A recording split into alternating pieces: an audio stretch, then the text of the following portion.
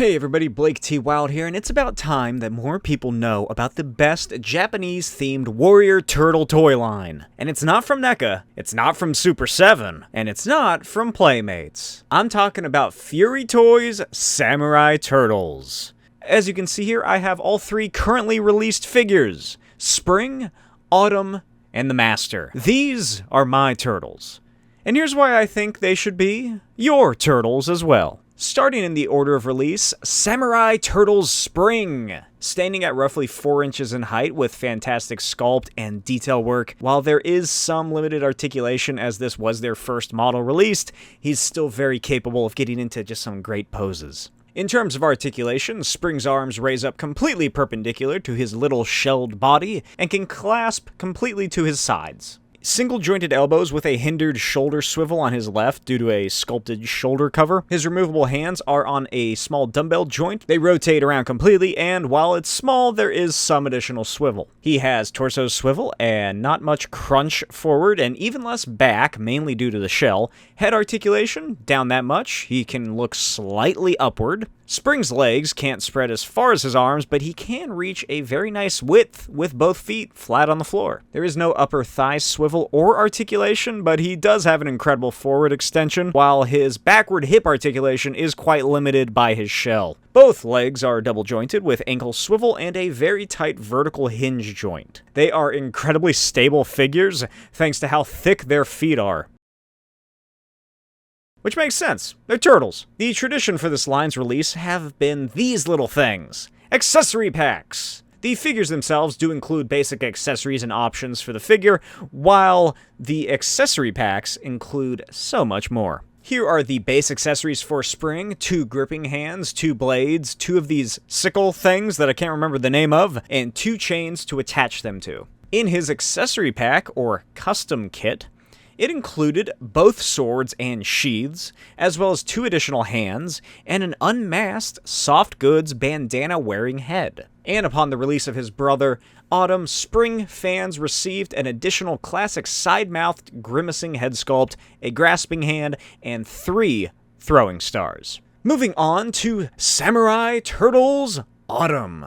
The sculpted detail on this turtle is even more wonderful than the first, as this tech-savvy Amididai has had his shell affixed with various gadgets, wires, circuits, piping, pouches, all connected via straps running around his body. And he also has a little wrist device to compute and analyze. Autumn's articulation works very similar to his brother's. He can lift his arms that high, swivel at the waist, limited articulation of his torso due to his belly pad and shell. His head looks down that much, doesn't look up as much as it just kind of looks forward, and single jointed elbows with the same wrist articulation. Double jointed knees and the same swivel and hinge feet. Here is Autumn with both feet flat on the floor.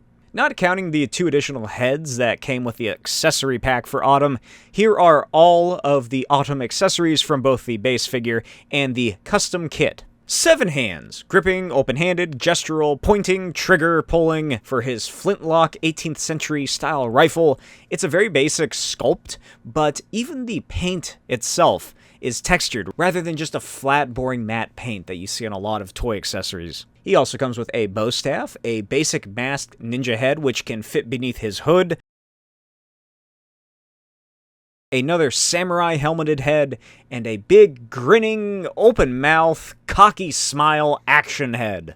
In addition, he has a satellite radar dish and a mechanical arm that is articulated, both of which you can attach to his shell.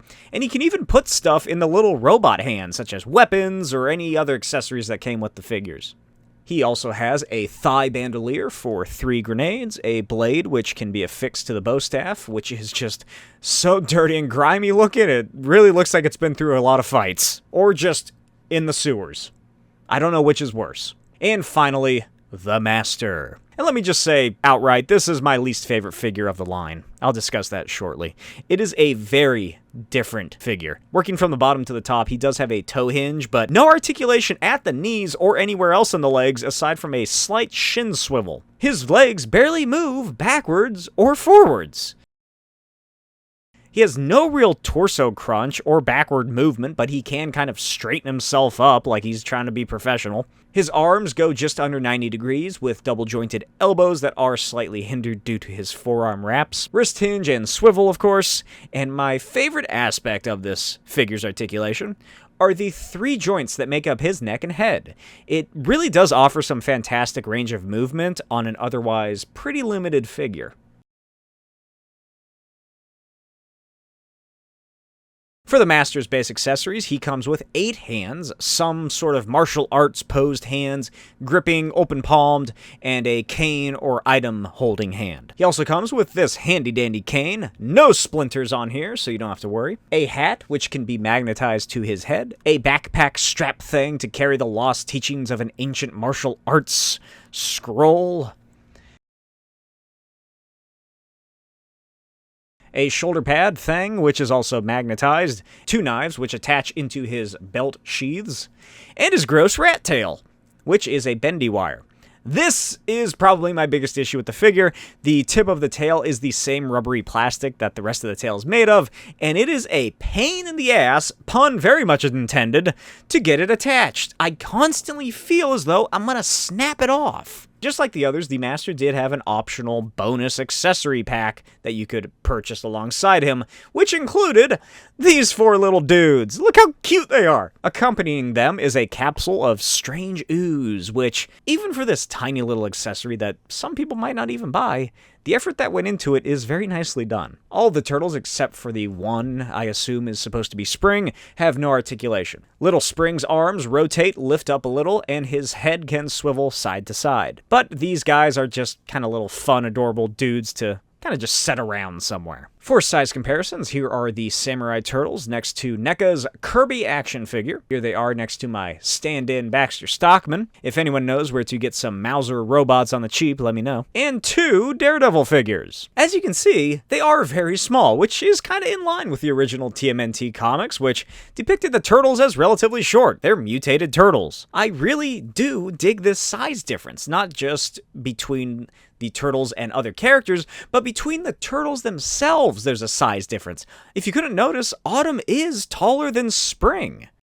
With this line, you're not just getting the exact same turtle body every time with a different colored belt, head, and weapon to choose from. Sure, there is reuse, but it's reuse that makes sense. It's hands and feet and stuff like that. Each figure is just so intricately put together, from their sculpts to paint applications to their articulation to the soft goods that are applied. These are the mythic legions of Turtles toys. They are all-around fantastic looking action figures that really feel alive due to that detail. For something with this much care and effort put into them, I feel that they are definitely worth the price point. They are foreign imported figures, so they do cost a bit more, but it's not much more than a NECA or Super 7 action figure is. I don't have any attachments to the TMNT cartoons aside from the 2003 version, nor was I ever really a fan of the comics, so I'm not the guy purchasing NECA and Super 7's bread and butter of TMNT toys. But the fact that there's an option to make these figures feel different while also recognizable is just so much fun. In my little action figure world, these are the TMNT. And with the pre-order for the third brother Summer and this big war pig,